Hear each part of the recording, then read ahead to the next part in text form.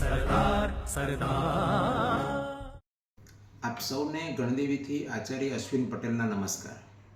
આગામી 2 નવેમ્બર 2025ને રવિવારના રોજ ગણદેવી ખાતે રોટરી ક્લબ ઓફ ગણદેવી, સરદાર સ્મારક ટ્રસ્ટ ગણદેવી તથા Gandevi runners and riders group દ્વારા 5 કિલોમીટર અને 10 કિલોમીટર રન તથા 21 કિલોમીટર રાઇડ ઇવેન્ટનું સુંદર આયોજન કરવામાં આવેલું છે.